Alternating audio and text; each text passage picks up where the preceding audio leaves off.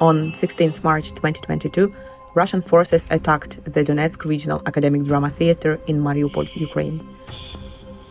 At that time, hundreds of civilians were taking shelter in the theatre. At least a dozen were killed, probably many more. Others were seriously injured. An investigation by Amnesty International has determined that the attack was an airstrike carried out by Russian forces, most likely using two 500-kilogram bombs. Amnesty's work shows that the attack was a war crime, and that Russia most likely intentionally targeted the theater, knowing that a large number of civilians were sheltering inside. We interviewed more than 50 survivors and witnesses, 28 of whom were in the theater during the attack.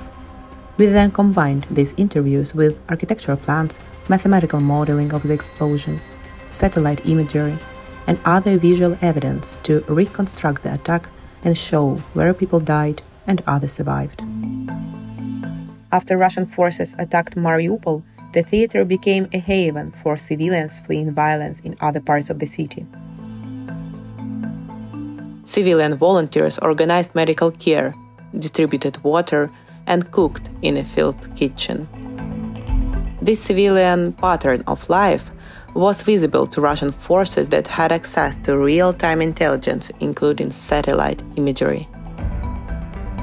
Using similar sources, Amnesty International found no significant military presence inside or close to the theater in the days before the attack. Witnesses told Amnesty International that at most 1 to 2 Ukrainian soldiers visited the theater for short periods. They delivered food, dropped off civilians fleeing violence, or shared information about possible evacuation. News of these evacuations caused the theater's population to fluctuate. On 4 March, information spread rapidly, via text message and word of mouth, that the following morning there would be an official humanitarian corridor. The theater was one of 3 meeting points. More than 1,000 people gathered outside. But the evacuation attempt failed, and the population of the theater swelled to over 1,000. About a week later, volunteers wrote the word "children" in Russian on the ground outside, large enough for aircraft to see. On 14th March, as the fighting moved closer, a convoy of civilian cars managed to unofficially evacuate from the city. Again, news spread quickly. The following day, hundreds of people living in the theater fled Mariupol in another convoy. Several hundred more stayed behind. With fewer people in the theater, there was now enough space for those remaining to move into the areas believed to be safest, especially the basement and rooms protected by thick walls. The morning of 16th March was clear, and the theater is visible in satellite imagery. Most of the parked cars are gone, but hundreds of civilians remain inside. Just minutes after this image was taken, between 10:02 and 10:20, a large explosion destroyed the theater. Amnesty worked with a physicist to mathematically model the explosion. Up to 800 kilograms of TNT exploded inside the performance space. It takes 2 FAB-500 bombs detonating at the same time to create the blast this large. The strike was almost certainly carried out by a Russian fighter aircraft. Russian state media has shown jets employing these FAB-500 bombs across eastern Ukraine. The ordnance smashed through the roof on the eastern side of the theater and detonated at the stage level.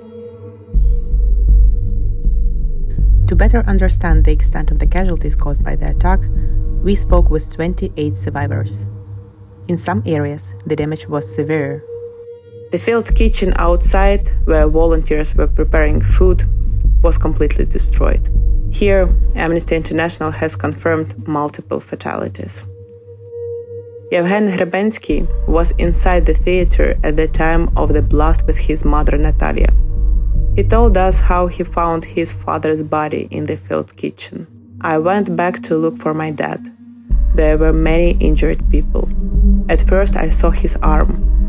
I saw a familiar hand, you know, the hand of your loved ones. I didn't want my mom to see.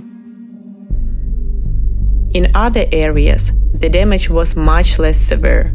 These areas are where the vast majority of people were at the time of the attack. Here, Amnesty found no evidence of fatalities, including the basement below the entrance to the theater, where 200 to 300 people were reportedly sheltering. Even survivors witnessed devastating scenes.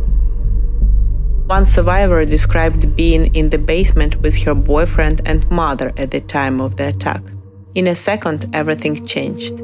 Everything jumped up. People started screaming. It was full of dust. I saw people bleeding. We grabbed our documents and left. Some people were not as lucky.